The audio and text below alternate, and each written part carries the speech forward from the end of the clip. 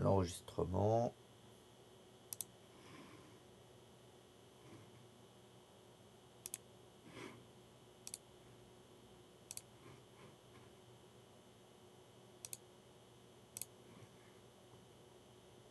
Je vais vérifier que ça n'ait pas fait de conflit avec l'enregistrement, l'écran, c'est bon.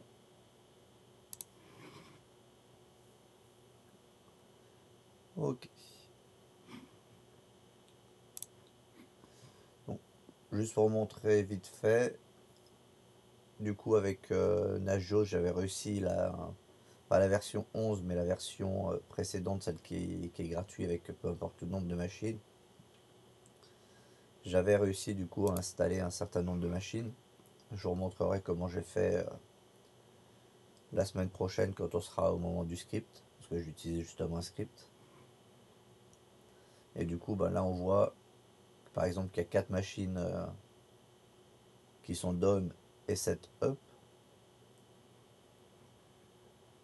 Après ici dans cette version là, qu'on n'avait pas dans l'autre, il y a une carte qui permet de voir tout de suite toutes les machines et de voir rapidement celles qui sont hors service.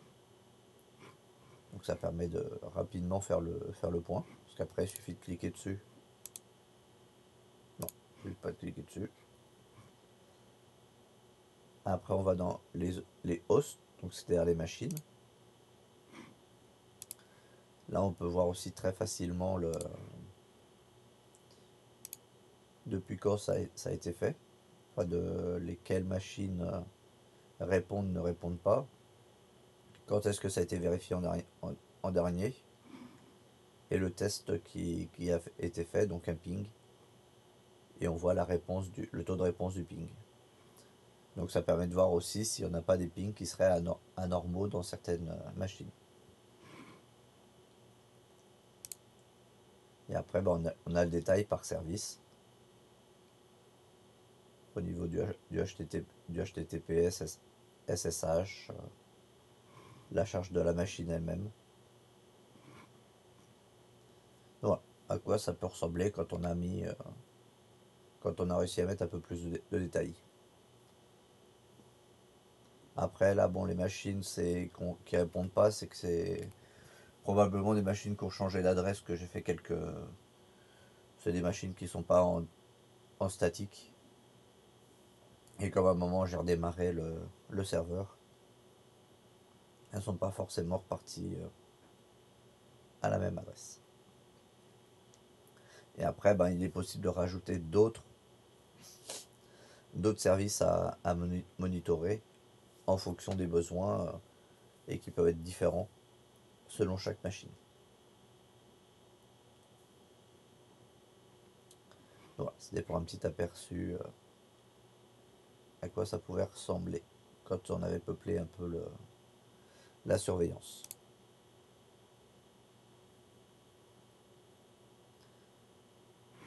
Euh, bon, du coup, je vais commencer par le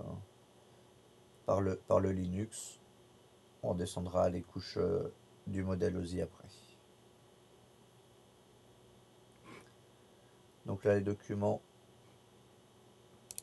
en question se trouvent du coup dans Doc et Tuto, Linux.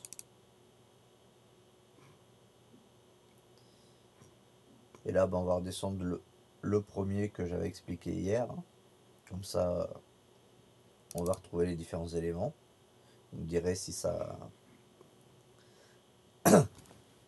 va ou si vous pensez qu'il faudrait que je complète des choses encore. Mais je pense que c'est déjà pas mal.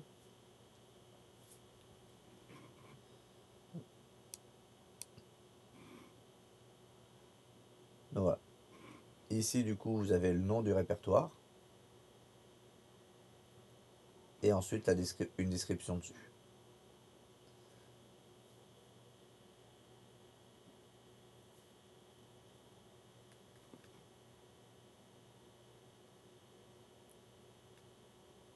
Donc vite fait, pour revenir dessus et recompléter éventuellement ce que j'ai dit hier. Donc le répertoire bin, c'est en fait tout ce qui est les programmes.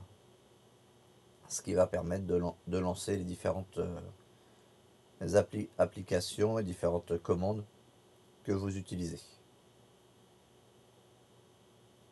à condition d'avoir un shell qui va pouvoir traiter ces commandes-là. Parce que si vous prenez un shell qui ne connaît pas la commande chmod, même si la commande chmod est installée, vous ne pourrez pas l'utiliser. Parce que du coup, il ne saura pas le comprendre. Donc en général, il vous dira rien parce qu'il sera. Ou alors il vous dira qu'il ne connaît pas la commande.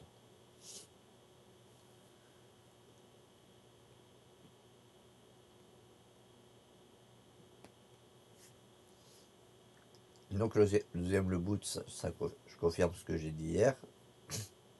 Ça concerne bien tout ce qu'il a besoin pour pouvoir démarrer, notamment le noyau.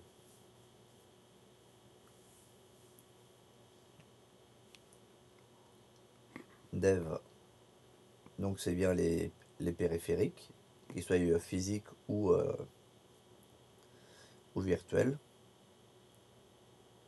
Par exemple, dev TTI, souvent c'est utilisé dans certains cas pour afficher la console. Si vous avez regardé un petit peu dans Docker, à un moment, quand il proposait des options, il y avait TTI. Et TTI, ça correspond à la console. Et après, le dev nul, lui, il est un petit peu particulier. C'est pas directement un périphérique physique, mais en fait, c'est en quelque sorte de vide. C'est pas une poubelle, nul, c'est pour vide. Et en fait, c'est par exemple si vous avez lancé une commande, mais qui normalement devrait vous envoyer pas mal de résultats et tout, qui serait pas forcément très facile à lire et tout, et que vous n'aurez pas forcément besoin des informations qui afficheraient, vous pouvez envoyer la sortie vers dev nul. Donc ça fait que votre commande va s'exécuter, mais par contre vous n'aurez aucune visibilité de ce qui se passe. Mais donc des fois, si c'était des messages que vous saviez que vous n'avez pas besoin, vous pouvez les envoyer du coup vers dev nul et les messages n'apparaîtront pas. Mais la commande derrière va quand même s'exécuter.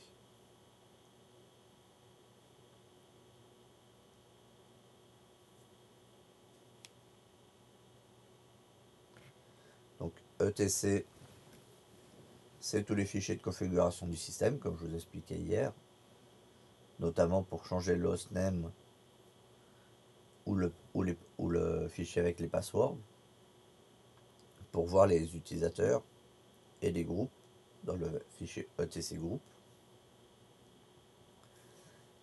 et le fichier fstab qu'on avait utilisé pour faire des points de montage permanents.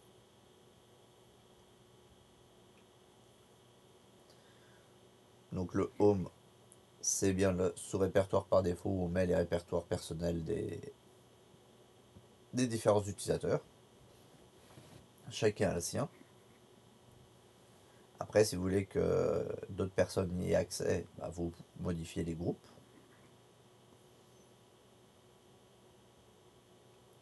Donc, les librairies, c'est ce que je vous disais hier, c'est tout ce qui permet de faire fonctionner les fichiers binaires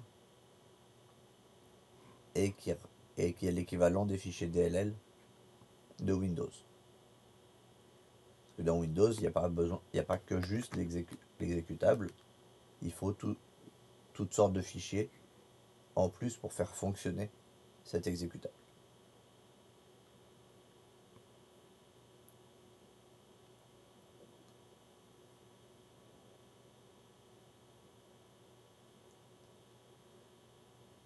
Donc média, c'est bien quand on branche les clés USB, les CD-ROM et tout.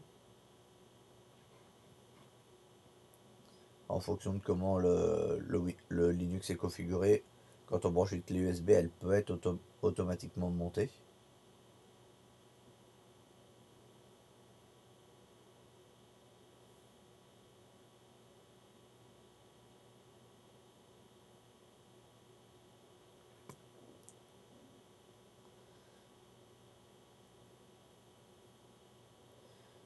MNT, donc c'est ce que je dis, qui est souvent utilisé pour monter des partitions et des systèmes de fichiers supplémentaires.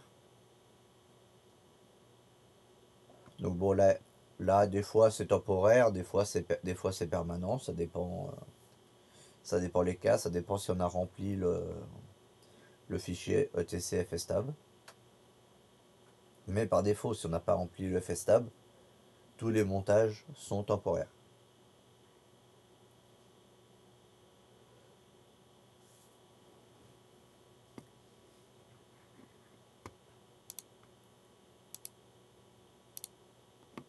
Donc ça, c'est si on installe des logiciels supplémentaires qui ne feraient pas partie du système d'origine ou des paquets libres. Souvent, c'est les logiciels qui sont plus propriétaires ou qui ne sont pas forcément sous licence open source que l'on retrouverait ici. D'où l'exemple de Chrome ou de Steam.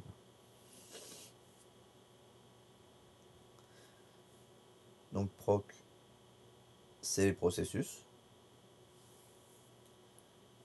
C'est donc, comme je disais hier, tous les détails sur les différents processus qui sont en cours. Et chaque processus a un sous-répertoire propre à lui.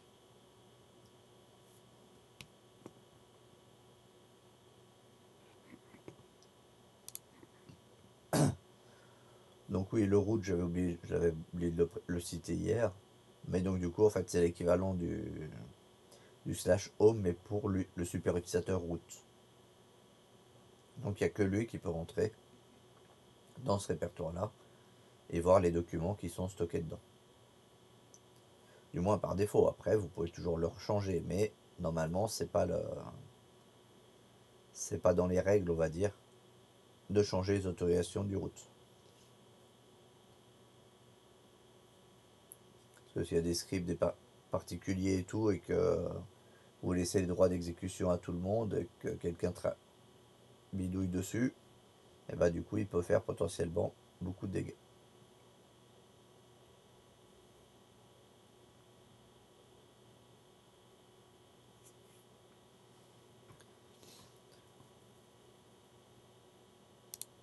Donc run, c'est des services qui sont aussi liés à des services qui sont en cours.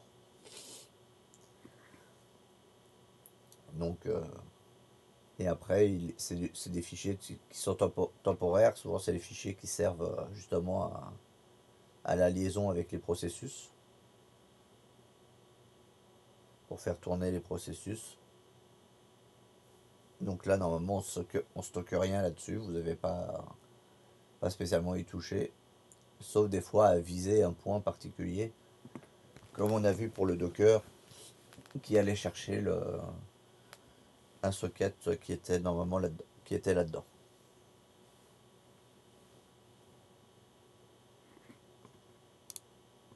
Le SBIN,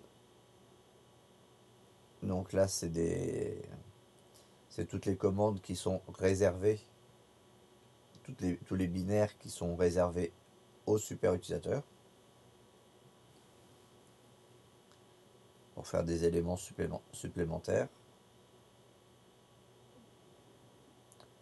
Donc en gros, toutes les commandes où vous êtes plus ou moins, où vous êtes obligé de mettre sudo devant.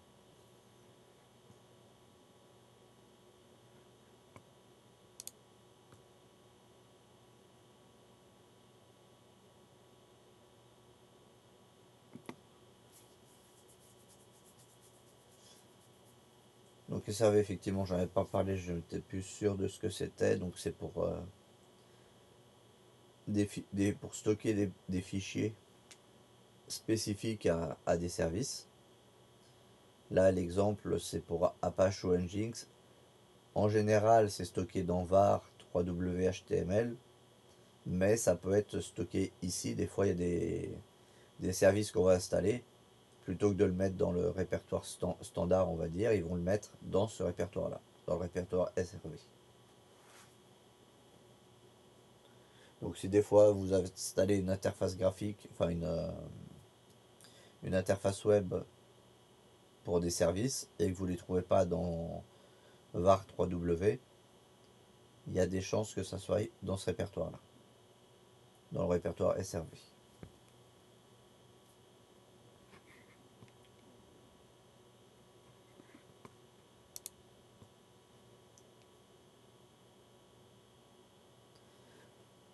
Donc le répertoire 6, c'est là qu'on va trouver les configurations de matériel et de pilote, qui du coup fait un lien avec le répertoire dev. Sauf que là, on trouve vraiment la configuration et les pilotes des devices eux-mêmes, des appareils eux-mêmes.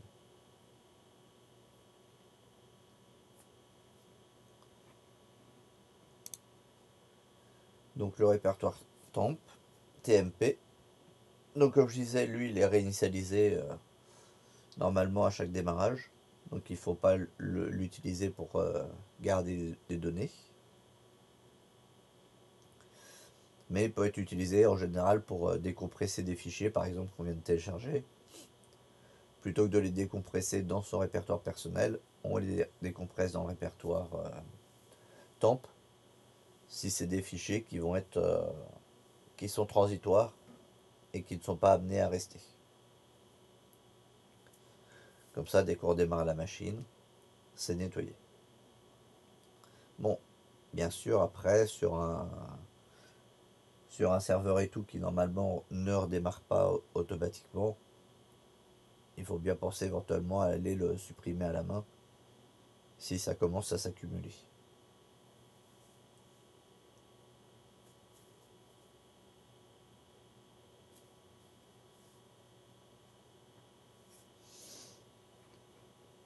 Et ensuite le var, donc les fichiers variables. Donc là, c'est des fichiers où le contenu peut changer régulièrement, notamment effectivement les logs, puisque les logs, comme ça enregistre les différentes actions faites par des programmes, des processus et tout au fur et à mesure, du coup le contenu change presque en permanence.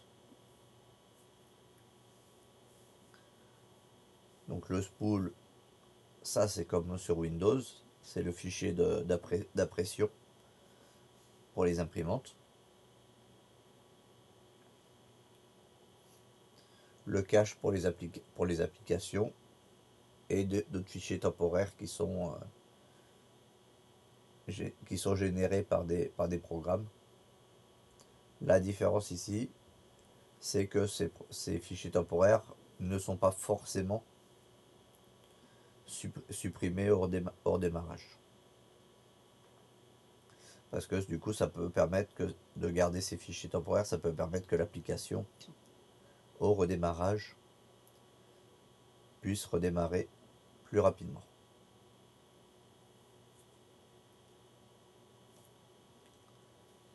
Voilà. Du coup, j'espère que c'est un petit peu plus clair pour l'organisation là de Linux, sa structure. Donc normalement, c'est pas censé changer entre les différentes versions de Linux, comme on va voir. Il peut y avoir des très légères différences ou des fois des répertoires, un répertoire ou deux supplémentaires, mais le fondamental, c'est ces répertoires-là.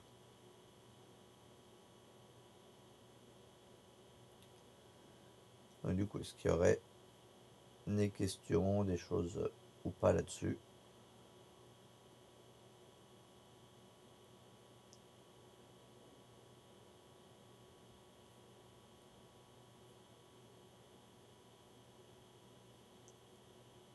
Bon, effectivement, Ilias, tu disais avec un screenshot, mais bon, là, je me dis qu'avec la colonne et le description, c'est tout aussi clair. Ok. Donc, de toute façon, il est dans le drive, donc vous pouvez le reconsulter à n'importe quel moment si vous avez besoin.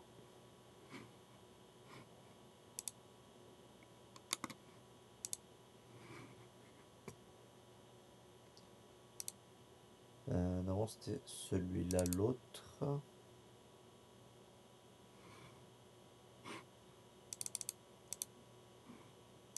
Celui qui s'appelle Linux directement.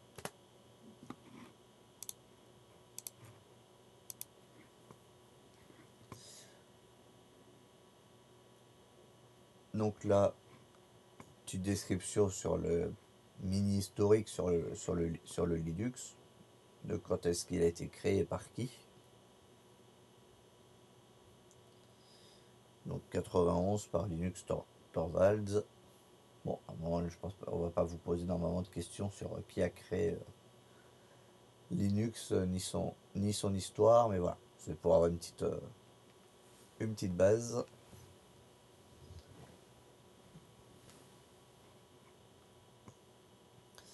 Et donc, les distributions Linux et les différents Linux qu'on peut télécharger. Et vous le trouverez, en fait, sur le terme de distribution, vous le trouverez ça sur le nom de distro.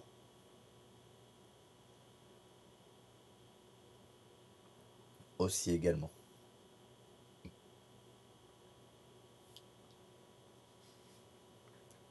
Et donc du coup, à l'intérieur de cette distribution, nous, on a utilisé Ubuntu Debian, qui est une des branches. Debian étant la partie principale. Et Ubuntu utilise le même noyau, les mêmes méthodes et tout, en faisant quelques petites adaptations en fonction des programmes installés, par exemple, parce qu'en mettant NetPlan pour gérer le réseau plutôt qu'un fichier interface pour la version Debian. Donc il y a des très légères différences, mais la philosophie, la structure et tout reste la même. Et donc effectivement, Debian, c'est une très large base des distributions sous Linux. Donc il y a Debian, Ubuntu, Linux Mint, qui se rapprochent de Windows. Mais après, si vous voulez vous rapprocher de Windows en étant toujours sur un Linux,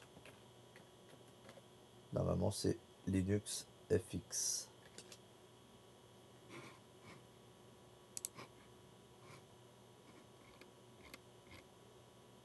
Voilà, là c'est l'interface de Linux. Vous êtes sous un Linux. Et là vous installez ça sur quelqu'un qui ne connaît pas forcément, il va se faire avoir parce que ça ressemble comme deux gouttes d'eau. Donc s'il n'a pas besoin d'installer de logiciel spécifique ou quoi, s'il va juste sur internet, ce genre de choses, il pourra l'utiliser sans forcément trop voir la différence. Parce qu'il y a même de l'Office déjà installé. Il y a Chrome, il y a différents widgets comme sur le Windows 11. Le menu de système, il est pareil. Il y a même le mode sombre.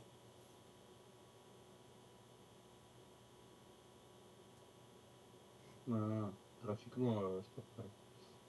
Hein? Les onglets, c'est pas pareil.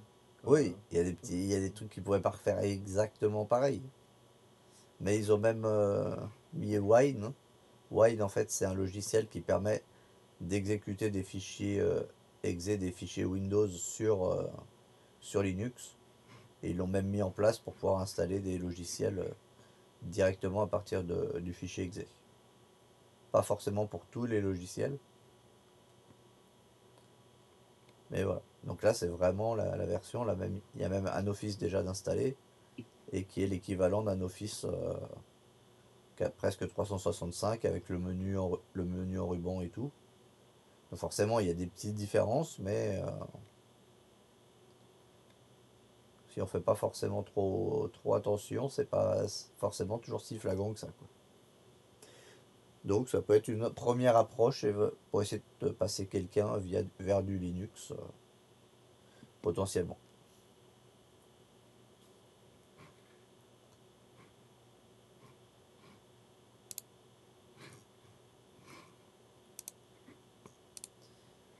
Donc ensuite, il y a Red Hat, qui est qui est la deuxième branche, et qui est assez effectivement utilisée si jamais vous trouvez du Linux en entreprise, plus niveau serveur que poste client.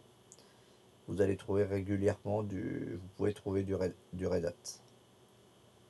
Ils ont plus ou moins des partenariats. Par contre, cette version-là, du moins les versions Red Hat Entreprise, ne sont pas forcément gratuites parce qu'elles utilisent des logiciels qui sont propriétaires et qui ont des licences. Donc du coup, elles sont pas gratuites. Ça ne veut pas dire que vous ne pouvez pas trouver des ISO sur le net quand même pour faire des essais, mais ça ne sera pas forcément des durées permanentes comme d'autres. Par contre, CentOS et Fedora sont deux versions qui sont, elles gratuites, parce qu'elles n'embarquent pas les outils de la version entreprise. Les commandes peuvent être différentes. Je sais que par exemple, c'est pas apt qui a été utilisé pour le gestionnaire de paquets, c'est yum, YUM. Donc c'est pour ça que quand vous voyez des fois dans les tutos, vous aviez des tutos en fonction des différents types de Linux que vous utilisiez. Donc il faut bien faire attention à quelle version vous avez, quelle branche de Linux vous avez. SUSE également, donc c'est la troisième branche, également utilisée en entreprise, et possède notamment avec Dell et HP aussi, des agréments et quand, pour être dans les systèmes reconnus à l'installation sur le matériel de Dell. Mais par contre, lui, toujours pareil, les, les Linux SUSE entreprises ne sont pas gratuits. Après, le coût, je ne sais pas exactement. Prix Linux SUSE entreprise.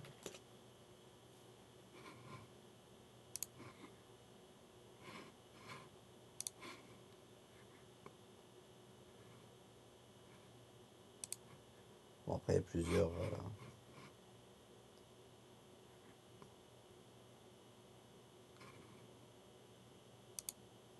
Alors, euh,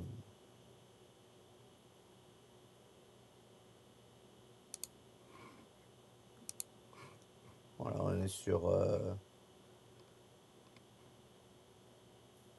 un an 88 euros, 388 euros de souscription.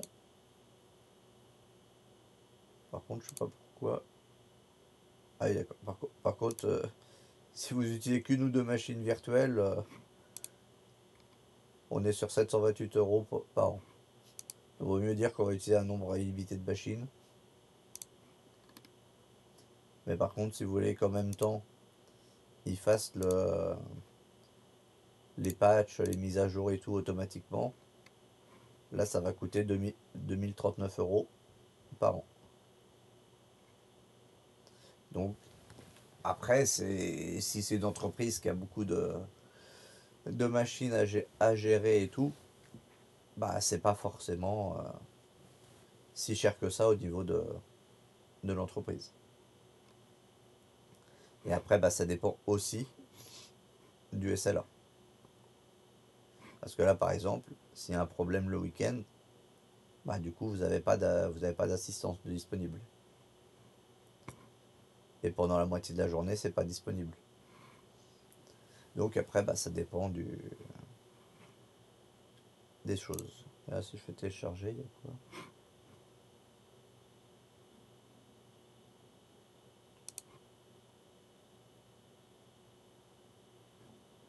Apparemment, on peut la télécharger directement.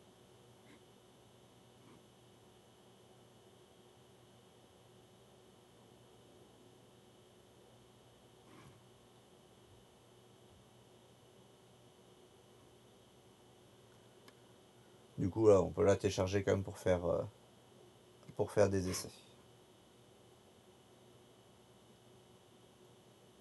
Donc là, quand on regarde, demande pas forcément non plus de beaucoup de choses.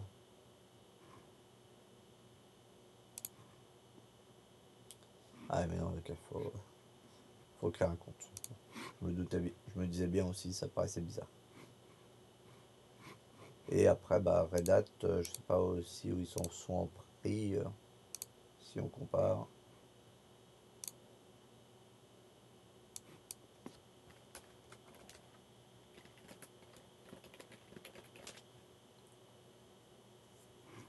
Bah, à peu près pareil. On a des trucs, mais là on est sur à peu près 2 200 € par an. En fonction du nombre de nœuds et de l'équipement, hein. Mais il y a quand même OpenSUSE après qui est, elle, gratuit, qui est sa base pour pouvoir faire des essais. Apparemment, elle serait pas mal orientée aussi réseau, visiblement, de ce qu'ils disent. Chacun a un peu ses spécificités, mais même si on utilise des biens, on peut déjà faire beaucoup de choses, parce que comme on peut rajouter beaucoup d'outils derrière.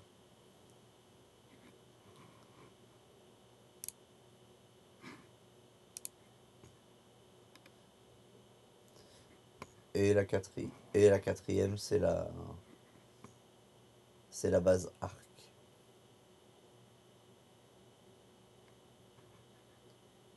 Et là, c'est pas celle que je connais. Là, j'avais du coup mis une petite vidéo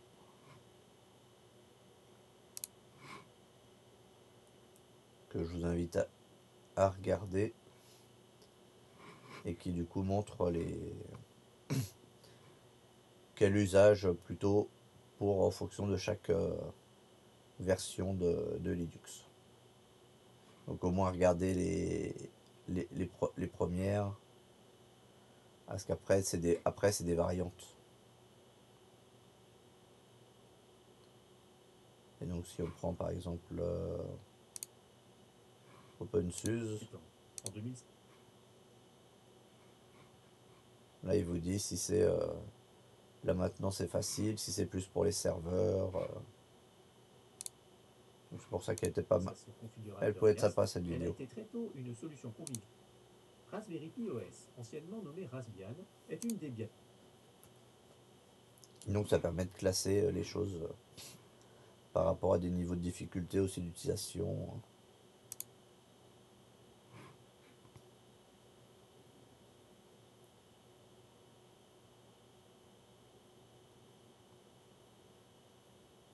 Donc ça permet de comparer un peu certaines choses. C'est pour ça que j'avais mis celle-là.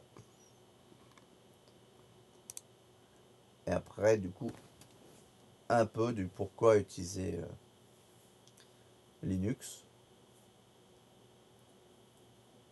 Donc c'est parce que on retrouve quand même pas mal de choses. C'est que du coup, open source, c'est-à-dire que le logiciel et le code source du logiciel est disponible directement en ligne et on peut, si on connaît suffisamment, le modifier pour son utilisation et le remettre en ligne dans une nouvelle distribution. La plupart des Linux, effectivement, comme on vient de le dire, n'ont pas de coût forcément particulier parce qu'ils utilisent des logiciels qui sont libres. Après, open source ne veut pas forcément dire toujours gratuit quand même. S'il y a des morceaux de code propriétaires qui ont été rajoutés, ça peut être, euh, ça peut être payant, l'open source.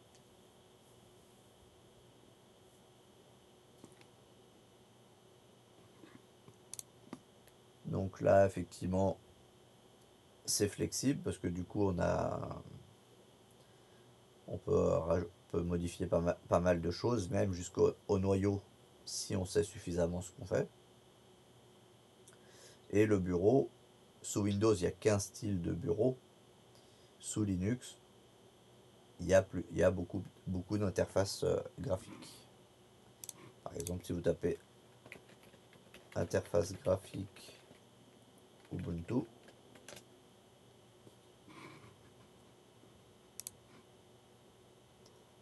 je sais pas si je vais avoir les images, j'aurais dû aller dans l'image plutôt.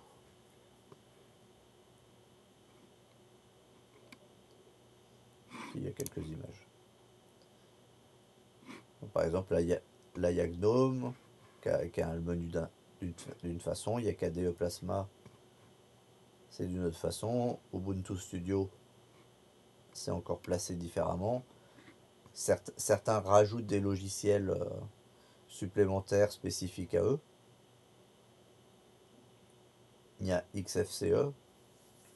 XFCE, son avantage, c'est qu'il est facilement utilisable avec XRDP si vous voulez accéder en RDP à une machine Linux qui a un bureau. Il est bien compatible avec les autres. Je dis pas qu'elles ne soient pas compatibles, mais il faut faire des réglages supplémentaires et tout. Donc après, il y a LXQT, LXDE, UKUI. Voilà, il y a plein. Il y a différents environnements qu'on peut personnaliser plus ou moins en fonction de ce que l'on souhaite. Par exemple, Cinnamon, c'est déjà de base, c'est un menu qui se rapproche déjà plus de Windows.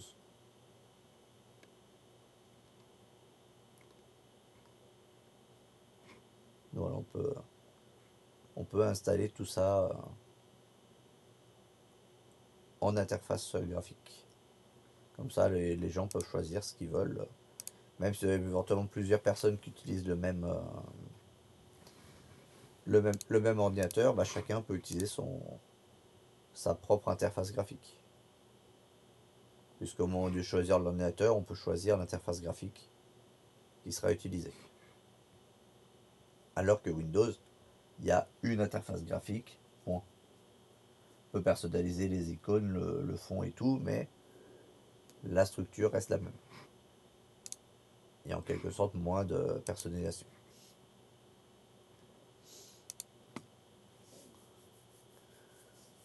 Bon, modèle de permission de Linux, bon, ça dépend de ce qu'on fait, parce qu'on a vu que des fois on n'était pas toujours aussi flexible qu'on le voulait par rapport au droit NTFS de Windows, mais ça reste quand même efficace, avec son découpage en trois morceaux. Donc, communauté vigilante, parce que effectivement, comme c'est open source, il y a toujours beaucoup de gens qui étudient le code, qui peuvent voir rapidement des failles, les bloquer les nouvelles menaces. Donc ça fait que c'est assez réactif. Alors que Windows, c'est juste Windows qui détecte qui fait les choses, donc des fois ça peut être plus long.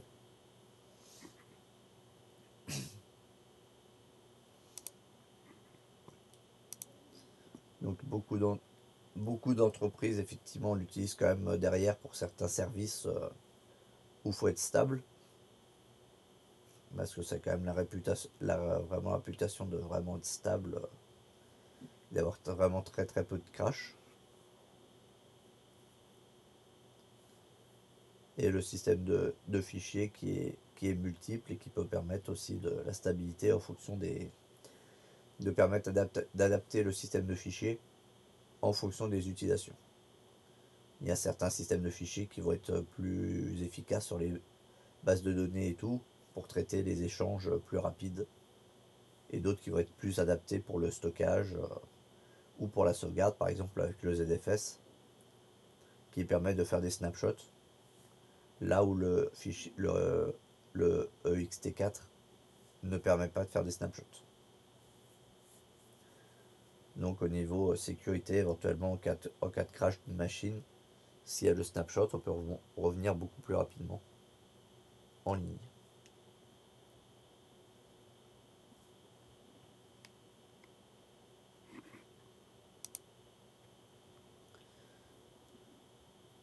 Optimisation, parce qu'effectivement, on peut l'installer sur des machines très performantes et tout, mais il est capable aussi de fonctionner sur des machines qui ont besoin que très peu de puissance. Ce qui est notamment le cas, parce qu'elle a été développée comme ça, ça s'appelle Emmaüs Nux, qui était destiné à être installé sur des ordinateurs qui étaient très peu puissants et qui prenaient, je crois, plus en tête, mais 200 mégas à peine, mais qui permettaient quand même de faire tourner l'ordinateur et de faire tourner le système de base, un petit traitement de texte, d'aller sur Internet. Donc pour des gens qui n'avaient pas beaucoup de moyens, ça permet d'avoir un ordinateur utilisable pour tenter de réduire la fracture numérique entre les gens.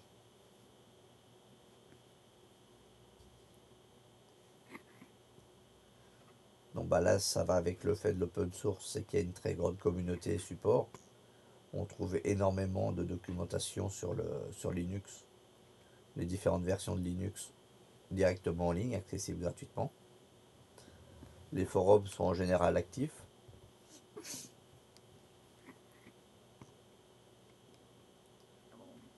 Il prend en compte, il y a des versions pour les différentes architectures matérielles, que ça soit des PowerPC, des anciens Mac, des ARM qui se diffusent de plus en plus, notamment sur les tablettes par exemple. Et les x86, c'est-à-dire les x86, x64, qui sont donc les processeurs Intel classiques, enfin les Intel AMD classiques. Alors que là, Windows, il commence à peine à y avoir une version de Windows 11 pour ARM. Et tout n'est pas encore compatible avec. Parce qu'après, il faut aussi que les logiciels soient compatibles avec ARM.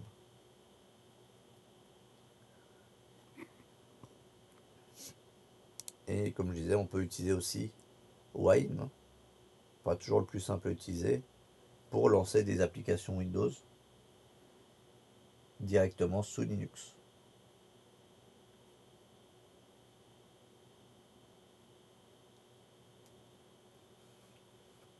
Sans avoir besoin de passer par un émulateur de type VirtualBox par exemple.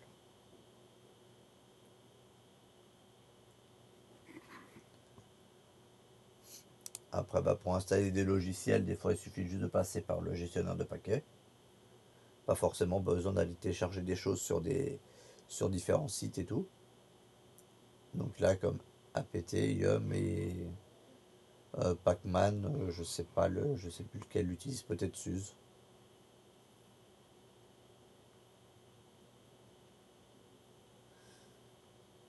Il y a des outils d'automatisation comme cron. Donc ça, en fait, cron est installé lui dans tous les systèmes Linux. Et en fait, c'est un système où on va mettre un petit fichier à l'intérieur en disant ce qu'on veut, quel service on veut pointer ou quelle tâche on veut faire.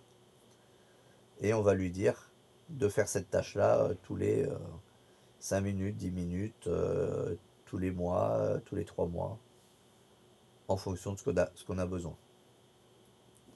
Et donc ça, des fois, ça peut être pratique pour faire des opérations de maintenance.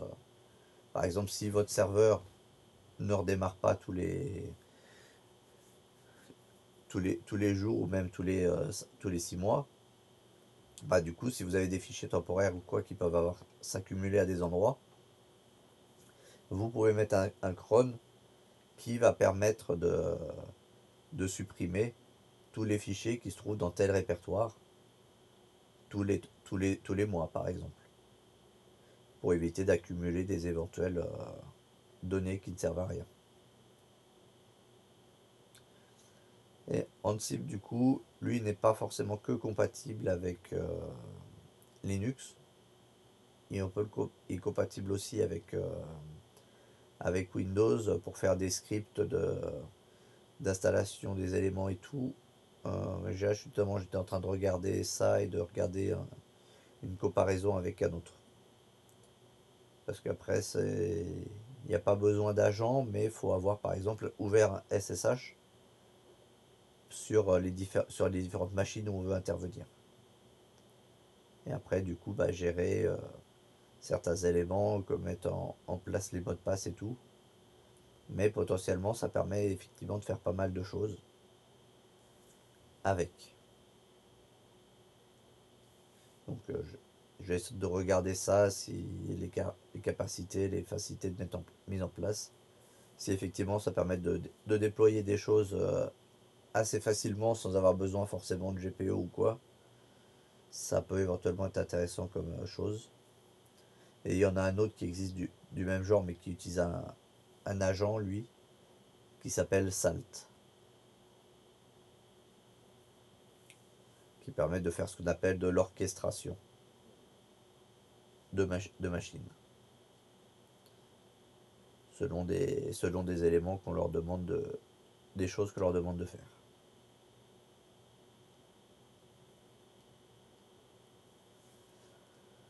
Et donc développement, innovation, donc du coup parce que effectivement comme du coup il y a beaucoup de gens qui sont actifs, du coup ils peuvent trouver des nouvelles solutions pour différentes choses, pour optimiser les choses, de- ce qui peut déboucher sur des nouvelles avancées, des nouvelles méthodes, voire protocoles de fonctionnement. Et du coup, pour les développeurs, on peut utiliser à peu près n'importe quel langage de programmation et qui va être reconnu très facilement par le système. Je dis la majorité, pas forcément tous non plus. Par exemple, je suis pas sûr qu'il y ait un équivalent pour développer les applications iOS sur Linux. Mais je peux me tromper. Parce que normalement, il faut installer Xcode et qui est spécifique à Mac.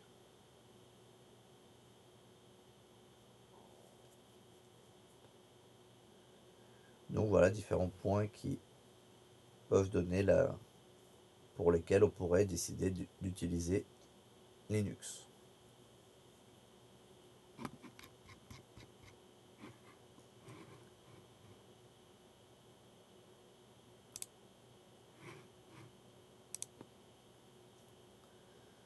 Du coup, des questions?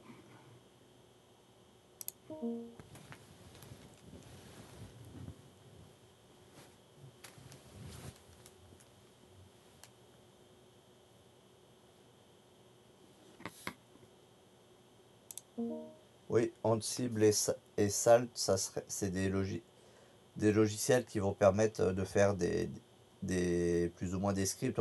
De ce que j'ai compris, on va leur dire ce qu'on veut faire, les tâches qu'on veut effectuer sur un ou des ordinateurs, et ils vont se charger d'effectuer ces tâches. Mais il faut avoir fait quelques réglages avant, notamment par exemple sur Ansible. Il utilise le SSH pour faire ces manipulations. Donc du coup, ça veut dire qu'il faut avoir installé un serveur SSH sur chacune des machines sur lesquelles on va vouloir faire exécuter les choses, y compris du coup sur les Windows standards. Donc là, je n'ai pas encore trop l'expérience. J'étais en train de regarder tout à l'heure un peu justement comment ça fonctionnait. Et par contre, ce Salt, lui, va utiliser un agent avec un protocole particulier pour faire les échanges. Et donc du coup, le principe, c'est de dire telle machine, tel nom d'utilisateur et tel mot de passe, tu lui installes un logiciel, tu nettoies tel répertoire, différentes choses a priori comme ça qui permettent de faire de l'automatisation de tâches qui pourraient être des tâches régulières et répétées.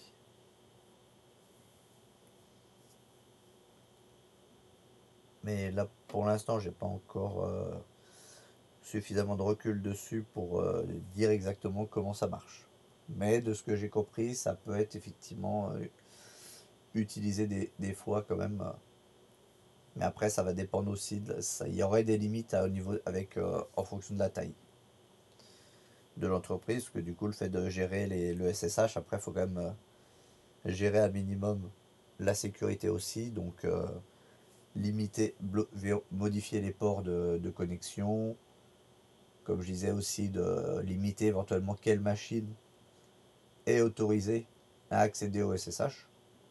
Parce que du coup, si vous avez un serveur SSH qui fonctionne sur une machine Windows classique et que vous ne mettez pas de protection un peu supplémentaire, bah, n'importe quelle machine pourrait tenter de faire des attaques dessus. Donc voilà, faut gérer un petit peu les choses. C'est pas possible, il faut que je regarde un petit peu plus en détail comment ça fonctionne.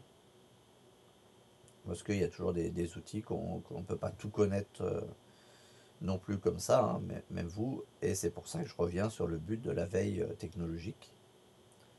Du coup, bah, qui permet essayer de se garder un peu à jour de nouveaux éléments ou de nouvelles techniques qui pourraient être utilisables pour la suite. Et qui pourraient vous servir après dans votre métier. Et ça, je l'ai vu en fait, je vais vous le montrer au passage. Ça peut vous servir. C'est une extension qui se met dans Firefox. Elle est peut-être disponible aussi sur Edge ou sur Chrome, qui s'appelle Daily Dev.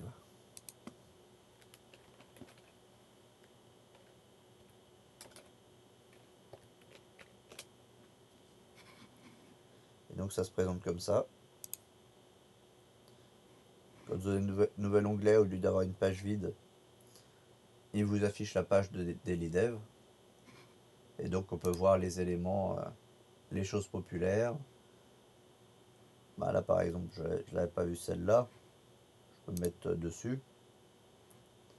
Et là par exemple, ça vous emmène sur un article qui propose 900 certifications en IT qui seraient gratuites. Donc après, il faut voir exactement dans l'article qu'est-ce qu'il y a.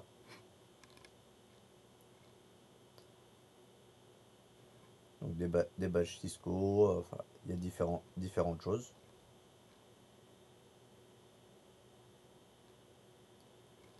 Que vous pouvez, a priori, qui sont gratuites. Bon, par contre, l'interface, c'est en anglais, donc vous n'allez pas souvent trouver forcément sur des sites en français.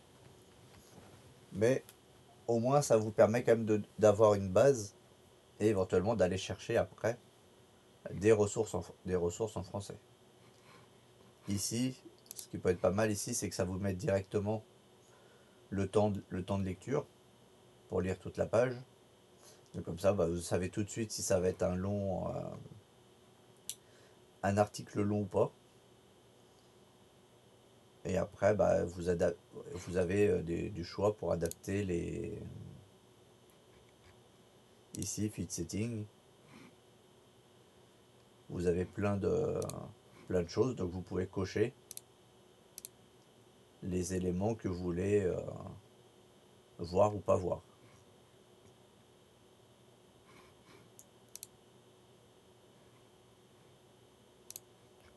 En fonction de ce que vous avez envie. Par exemple, dans le cloud, il y a 44 catégories, donc vous pouvez faire le tri par rapport à ça pour enlever certaines choses. Et d'ailleurs, ça vient de là j'ai mis pour ceux que ça intéresse dans Docker, j'ai mis un livre, c'est en anglais, mais qui donne pas mal de bases et d'explications sur Docker.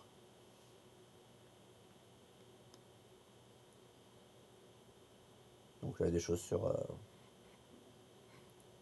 AWS et des choses sur des informations sur le métier de DevOps, des outils utilisés par le DevOps.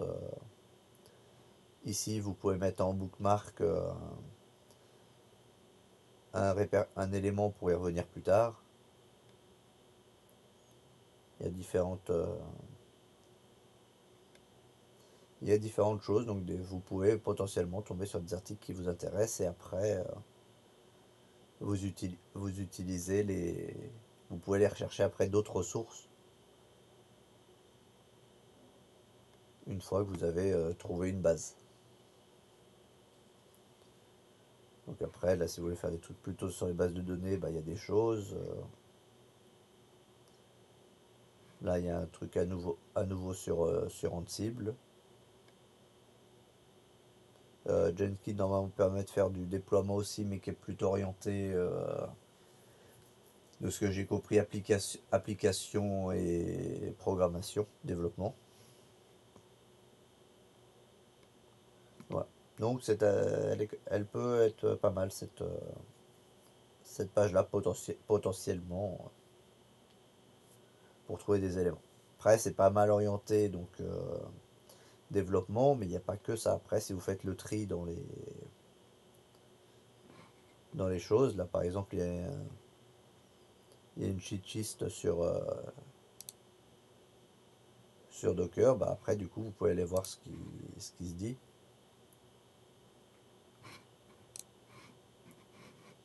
Bon, on peut tout en bas. Allez, attends.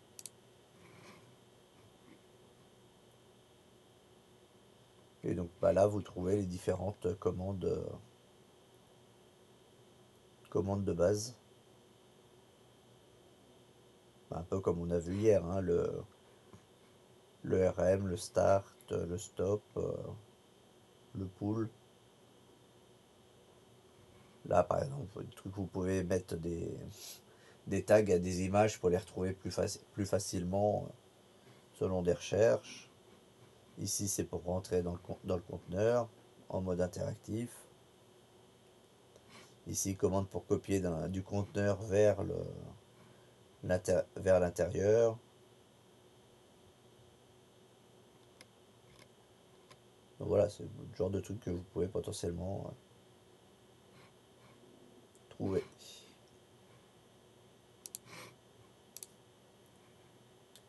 Et après, bah, de toute façon, ce que vous trouvez là, bah, ça dépend de ce que vous avez coché au début.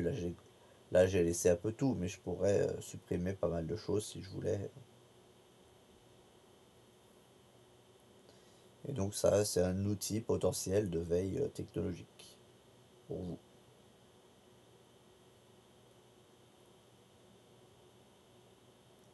Donc là, par exemple, un article pour la combinaison entre le FTP, le SSH et des bonnes pratiques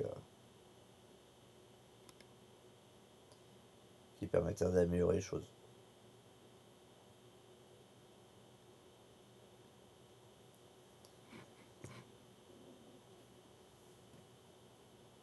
Et donc,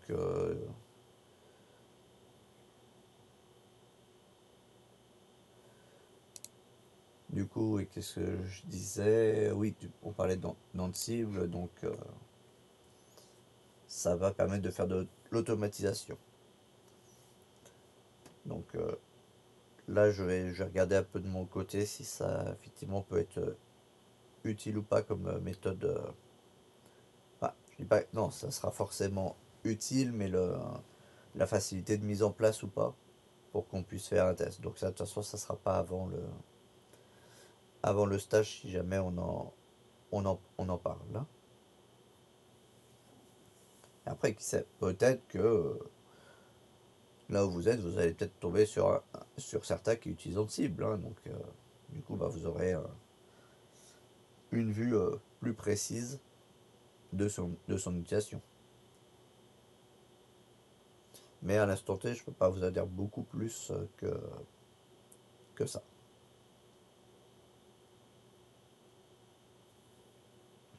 À part qu'il n'est pas le seul, qu'il y a aussi du coup Salt qui permet de faire un peu les mêmes principes. Mais en utilisant une autre méthode.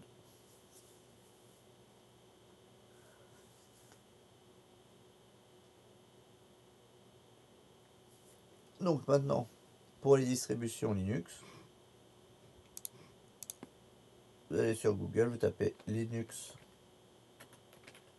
distro.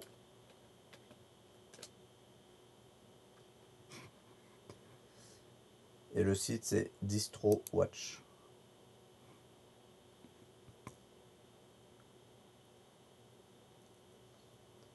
Et en fait ici, vous allez retrouver toutes les différentes versions de Linux. Donc vous allez pouvoir choisir en fonction des thèmes et tout. Ici, vous voyez les dernières distributions qui sont sorties. Après, des fois, dans les dernières distributions, ça compte celles qui ont été mises à jour. Et si vous en prenez une, par exemple, celle-ci, là, bah, ça vous emmène sur sa page. Il y a des petites explications d'où il est, à quoi il sert. Donc là, par exemple, il y a l'origine. Ça a été fait par un Allemand. Que la base, c'est du Debian. Que le bureau installé par défaut, c'est du KDE Plasma. Savoir si elle est toujours développée ou pas. Parce qu'il y a des distributions qui ne sont plus développées.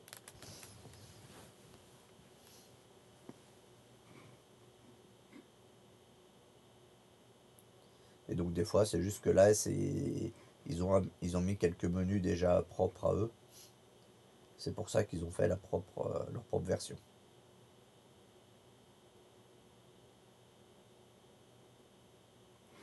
Ici, vous retrouvez directement l'ISO pour aller le lien pour aller télécharger l'ISO.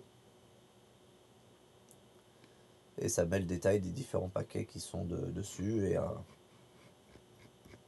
une note aussi. De l'autre côté, vous trouvez les distributions vous pouvez classer. Là, par défaut, c'est par 6 mois. Par exemple, si on regarde les 7 derniers jours, on peut voir que le classement n'a pas trop changé avec Ubuntu en 5ème place, Debian en 7ème, Fedora en 6ème, et là par exemple on peut voir que MX Linux c'est le premier. Donc on voit qu'il est basé sur Debian.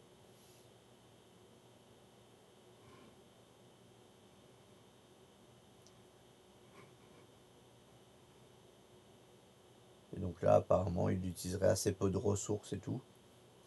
Donc c'est pour ça qu'il serait classé dans les premiers.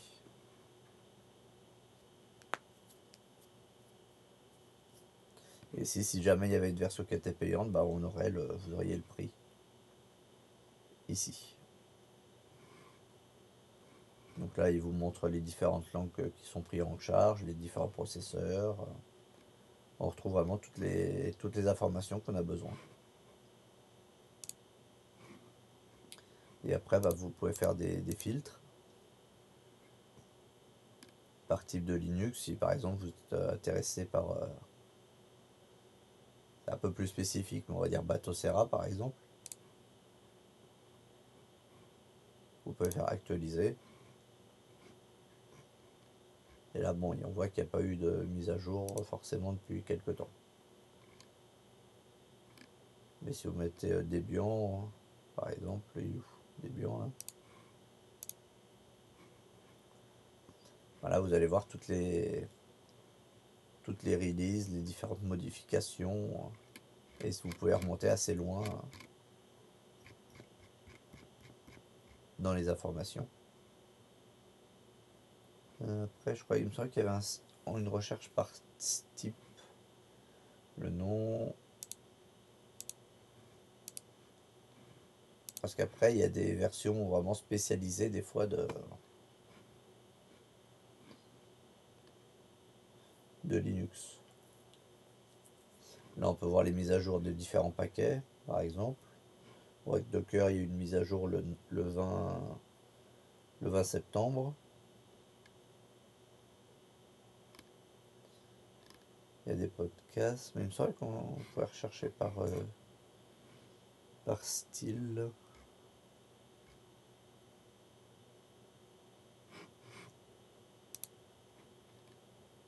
Bon, après, sinon, il faut rechercher, mais il y a notamment pour le jeu, il y a des distributions qui sont déjà prêtes avec des pilotes Nvidia et des pilotes AMD déjà préinstallés. Comme ça, la carte graphique de votre ordinateur sera déjà bien reconnue et tout pour utiliser dans le jeu. Il y aura déjà des applications de jeu qui seront déjà préinstallées. Donc tout ce qu'il y a besoin pour pouvoir jouer par exemple. Je suis déjà tombé sur une version par exemple spécialisée pour la géographie, qui avait directement des logiciels de cartographie, d'interrogation de bases de données géographiques et tout, qui étaient déjà préinstallés.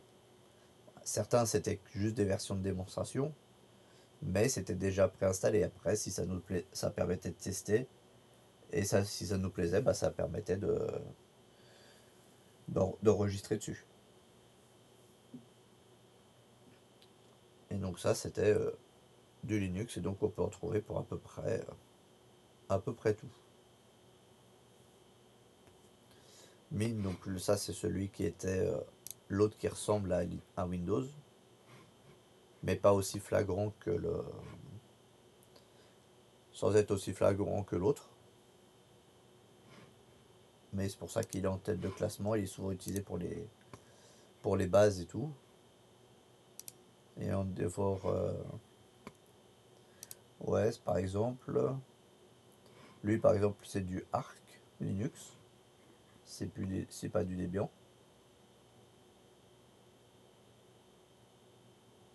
Et donc là est-ce qu'il est spécialisé dans quelque chose pas plus que ça a priori. Ah si, il y a des trucs par catégorie. Donc, où est-ce qu'on peut choisir par catégorie?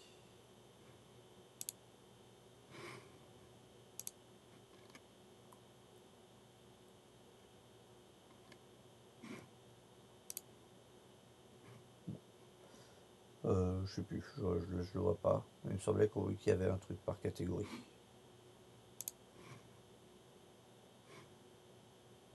On peut l'avoir a priori en français, s'il veut bien.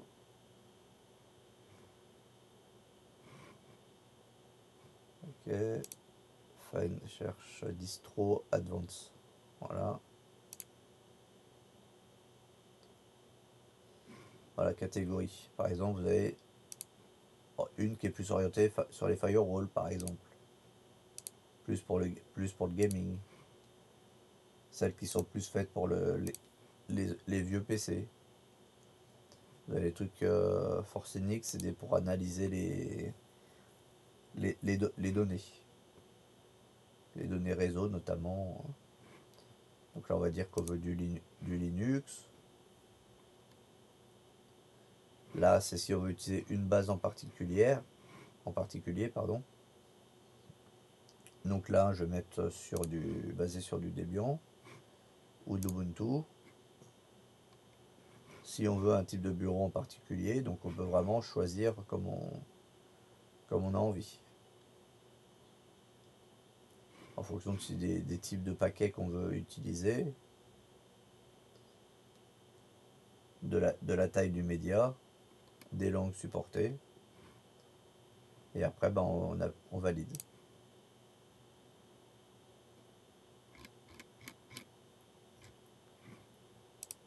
Et après oui bon moi, je suis pas tombé sur un truc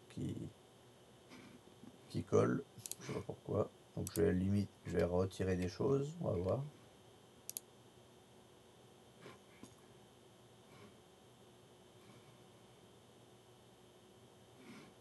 Bah.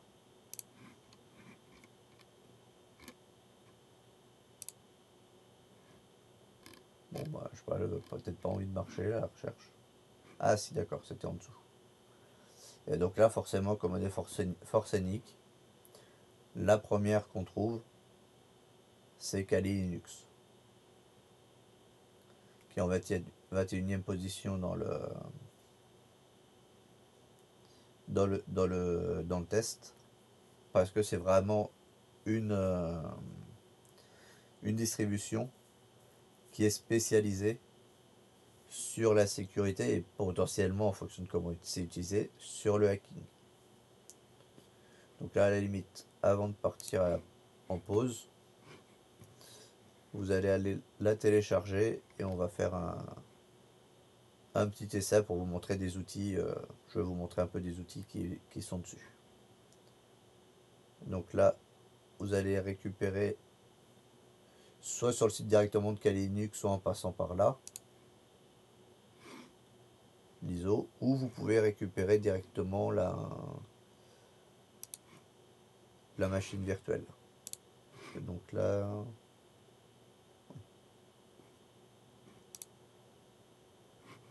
oui, autant récupérer dans ce cas-là directement la machine virtuelle en mode VMware.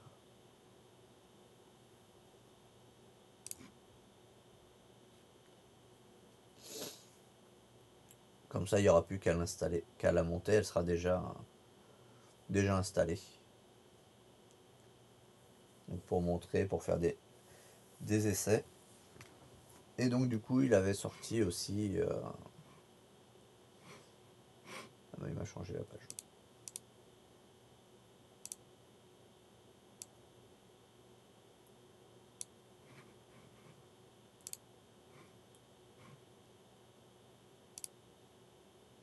Et après, bah, du coup, là, il y avait quelques autres distributions, donc, notamment une par exemple,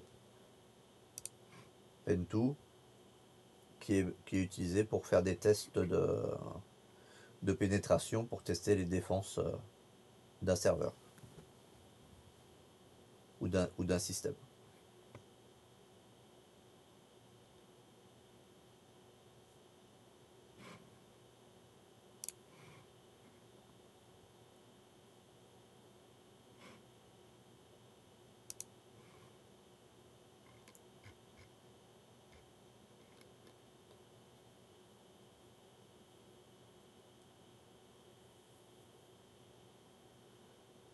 Bon.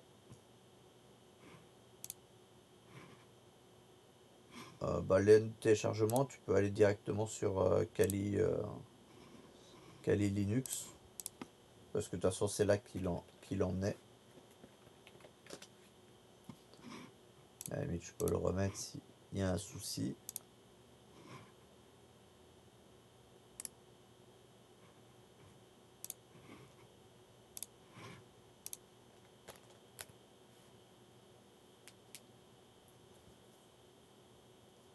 Voilà. Bon, sinon du coup, on va faire une petite pause là, et on reprend d'ici à peu près un quart d'heure.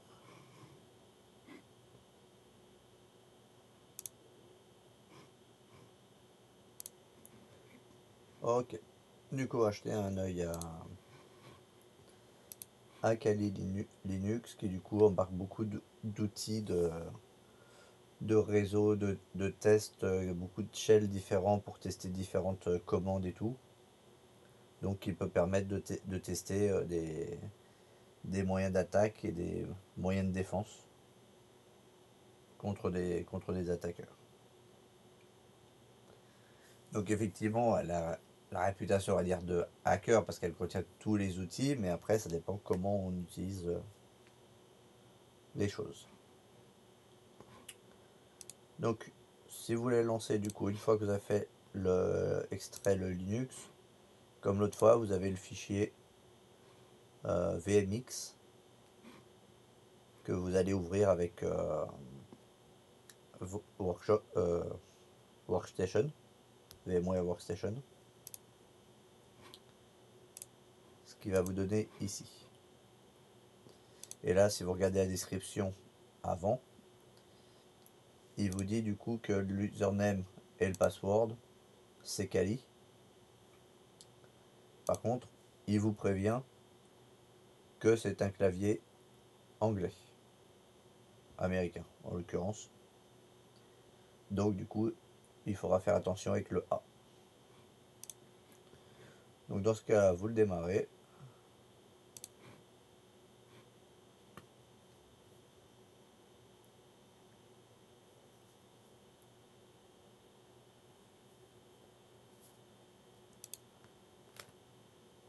On va attendre qu'il boot.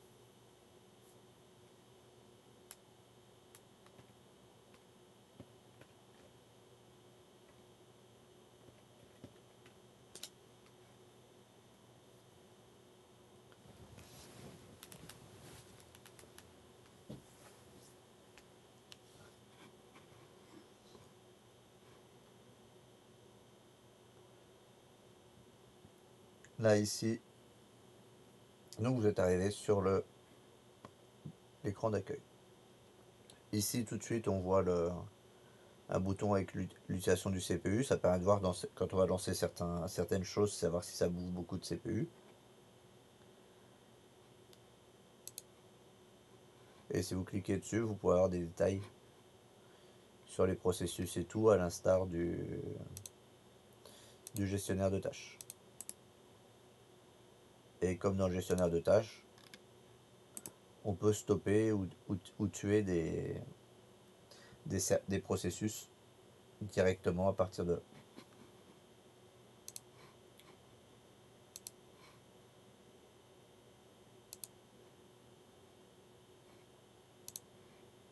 On n'a pas connecté. Ah oui, mais attends, parce que du coup, je me suis mis en NAT, mais mon NAT ne correspond peut-être plus. Parce que là, il me dit que j'ai plus de réseau. Je vais quand même essayer d'en mettre.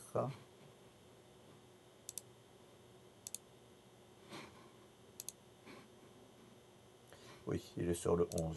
C'est pour ça. Mais bon, après, de toute façon, c'est pour une démonstration, hein. Donc, si jamais j'ai pas d'internet, c'est moins grave. On va voir s'il prend à la volée.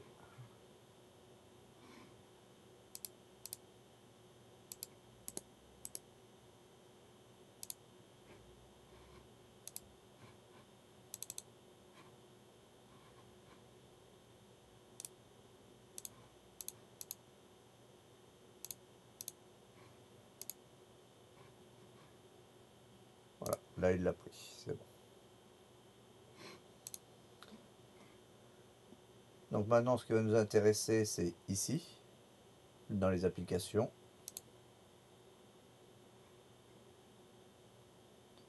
Donc bon, ça, c'est les trucs de réglage habituels.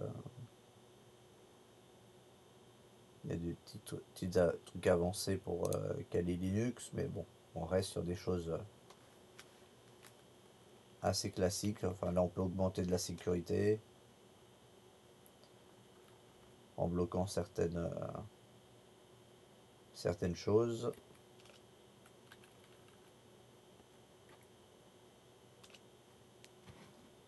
Mais c'est pas ça qui va faire. Ici, vous voyez que c'est classé par catégorie. Donc d'abord, là, c'est tout ce qui va nous permettre de récupérer des informations. Par exemple, là, ça va faire des analyses sur ce qui est DNS. Donc là, ça vous dit comment lancer la commande. Donc DNS map.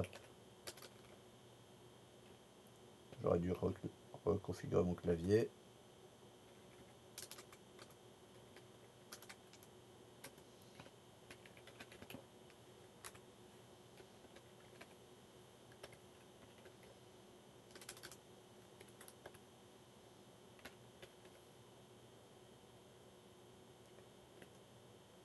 Et dans les options, bon, je vais rien mettre. On va voir ce qu'il dit.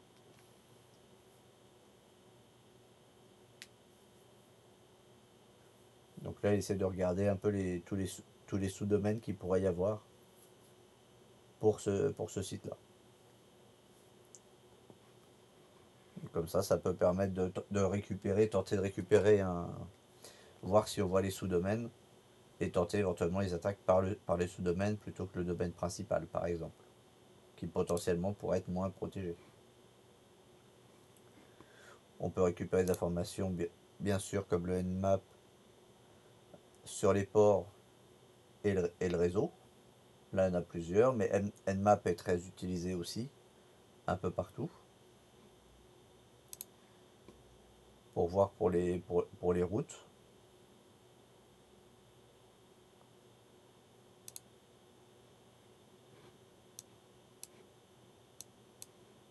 Ah, donc là, on peut lancer plusieurs choses, opérations à la fois.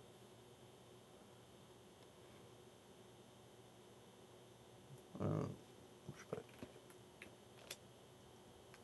ETH0. Bon, pour regarder un petit peu après en détail. Là, par exemple, il a réussi à trouver qu'il y avait le sous-domaine im.microtel.org qui existait. Ce qui est le cas, effectivement. C'est bien un sous-domaine de celui-là qui existe. Donc là, il va me trouver les différents sous-domaines que j'ai créés pour mon domaine principal. Et donc, potentiellement, il peut y avoir un site qui peut être moins protégé dans les sous-domaines par rapport au domaine principal. Ah bah non, il a pas tout trouvé. Mais il en a trouvé quand même un morceau.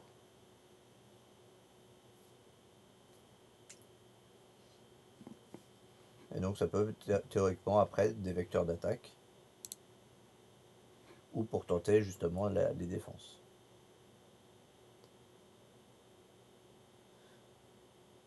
Donc là pour analyser des vulnérabilités au niveau de la VOIP,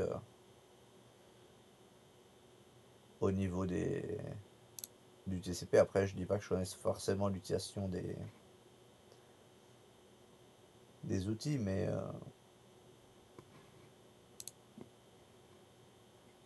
ça permet normalement à la base cette solution-là de trouver des failles justement quand on met en place un système de sécurité pour tester les failles, pour voir s'il n'y en a pas qui seraient exploitables. Donc là, analyser plus au niveau des applications et des sites web, pour tenter de détecter une faille dans le site web qui permettrait de rentrer ou de récupérer des informations. Là, c'est au niveau de tester les bases de données, tester les attaques sur des pare-feux, soit en ligne, soit hors ligne. Ça, c'est pour essayer de vérifier et de récupérer les hashes de password pour les transformer. Normalement.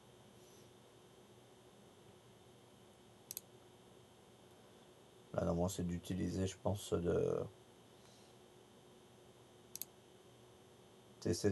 d'utiliser des mots de passe standards.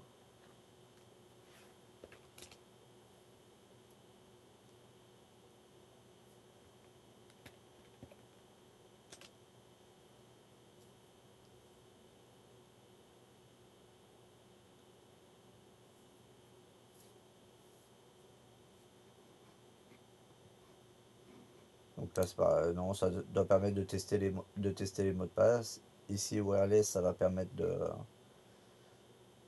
de tenter de faire des attaques sur un Wi-Fi. Bon, là, attention, je peux pas le faire parce que j'ai pas de Wi-Fi sur celui-là. Mais potentiellement, je pourrais du coup détecter comment ils s'appellent, les SSID d'autres personnes autour et potentiellement d'arriver à les craquer plus ou moins facilement en fonction de la sécurité. Sachant que le plus rapide, mais normalement vous êtes plus censé en trouver des voisins qui ont ça, qui ont leur modem, enfin leur box, en mode WEP. Maintenant c'est forcément du WPA, PSK ou AES, qui sont normalement plus longs à craquer, mais ça veut pas dire que ça soit impossible si on a du temps, qu'on est à portée. Mais voilà, il y a ce genre d'outils. Donc ça permet de tester aussi. Et c'est pour ça que de cacher le SSID, c'est aussi une bonne protection. Parce que s'il ne peut pas capter le SSID, il ne peut pas tenter de l'attaquer.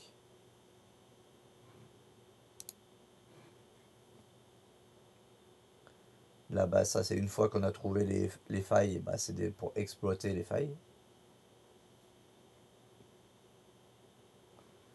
Là c'est pour vérifier scanner normalement les réseaux.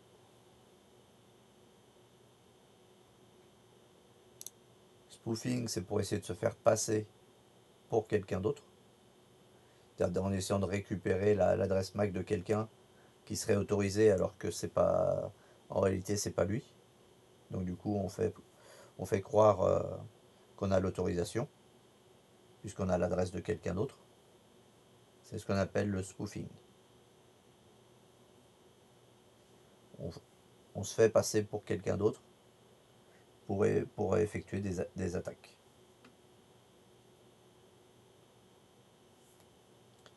Donc après, il y a des routeurs et tout qui ont des protections contre ça, qui ne sont pas forcément imbloquables, mais qui limitent quand même ce risque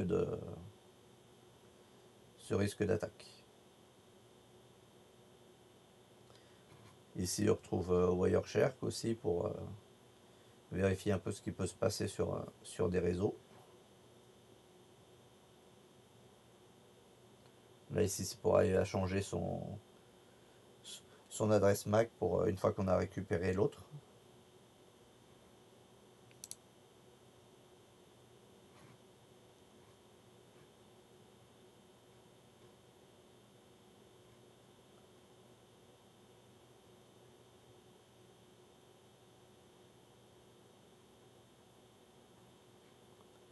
Voilà, ça c'est pour modifier des choses au niveau et faire des tests de pénétration en passant par le DNS.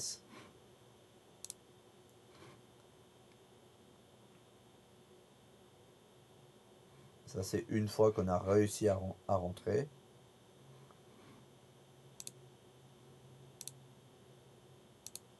Ça normalement c'est pour essayer de récupérer des fichiers qui auraient été supprimés.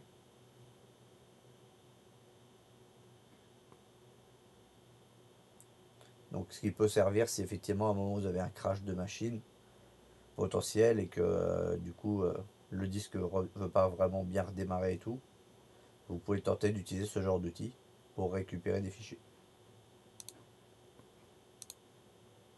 Mais normalement sur des fichiers que vous possédez, sur un disque que vous possédez.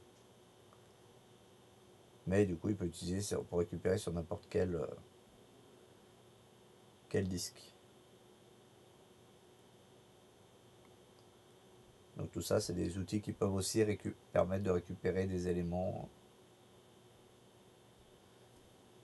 qui ont été effacés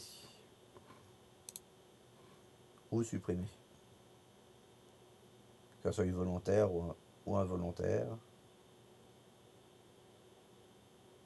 Là, c'est pour enregistrer des choses. Différents outils d'analyse. Après, bon, c'est connaître un peu plus en détail.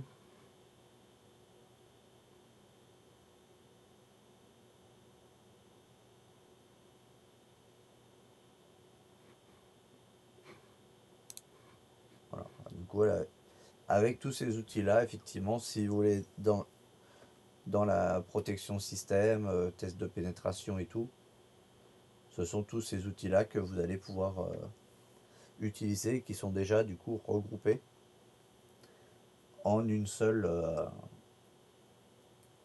en un seul endroit prêt à l'utilisation. Ou presque. Parce qu'il y avait celui-ci là c'était qu'il fallait quand même installer. Après eux qui n'est pas totalement installé de base. Juste pour voir ce que c'est. Et voilà, du coup, ça peut permettre qu'après que vous ayez mis en place un système de sécurité, vous puissiez utiliser ces outils-là pour tenter de percer le système de sécurité pour voir s'il est bien solide. Ou trouver une faille pour pouvoir corriger votre système de sécurité avant de le mettre en place en production. Normalement, c'est son but. Après, comment l'utiliser dans la réalité, ça dépend des gens, comme tous les outils. Hein. Tous les outils, ça dépend de leur utilisation.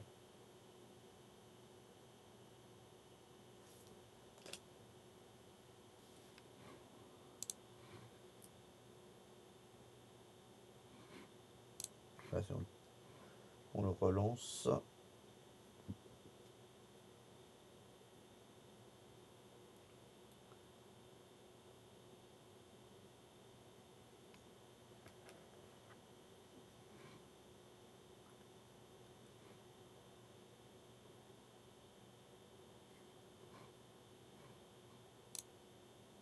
Après, plusieurs versions, je sais pas exactement ce qui...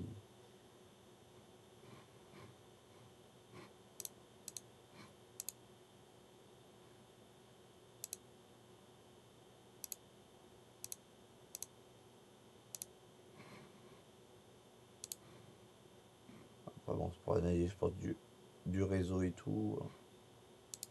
Faire des graphiques aussi. Bon, vas-y.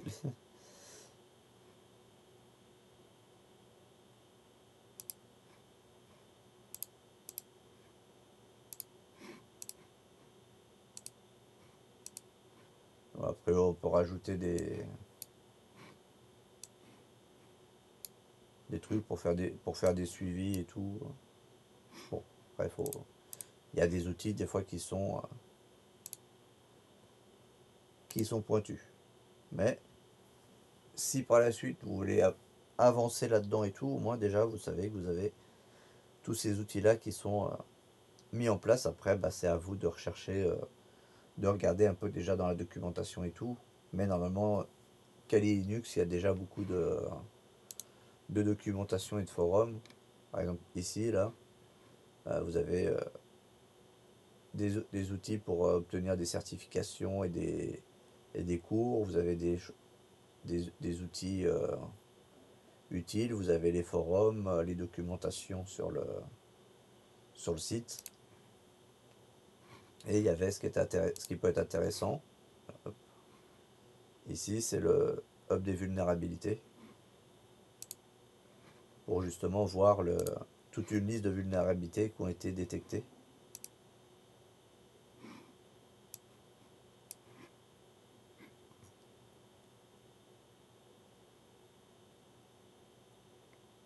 Apparemment, ça n'a pas l'air d'être mis à jour récemment.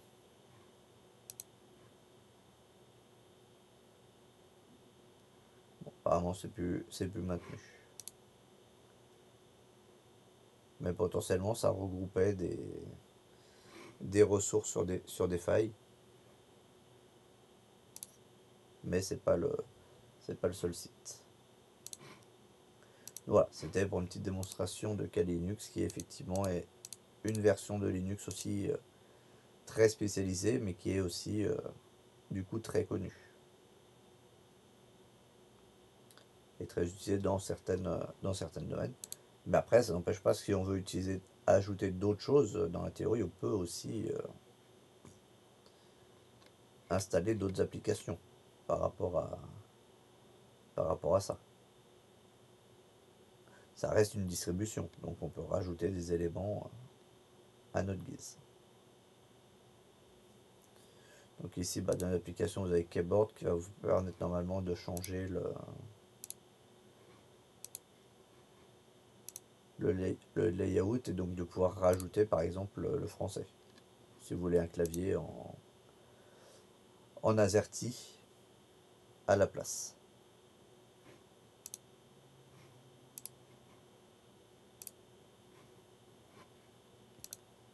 Voilà.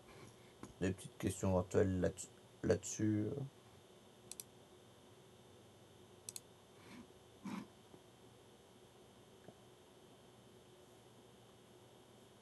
Ah oui, je sais ce que je vais chercher comme distribution.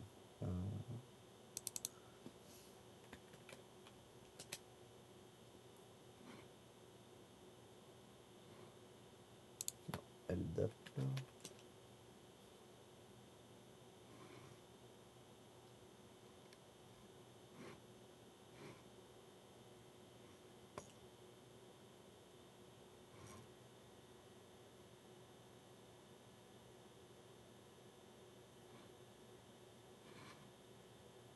Je vais voir s'il y en avait une qui avait directement un Active Directory déjà préinstallé. Apparemment, il y en aurait, mais c'est dans la SUSE entreprise. Il faudrait que je vois si l'OpenSUSE pourrait potentiellement avoir.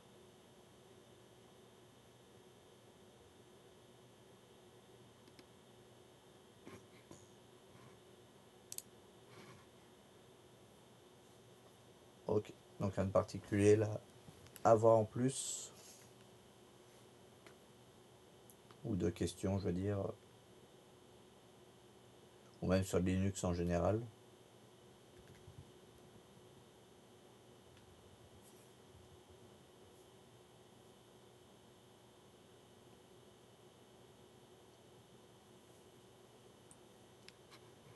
Ok.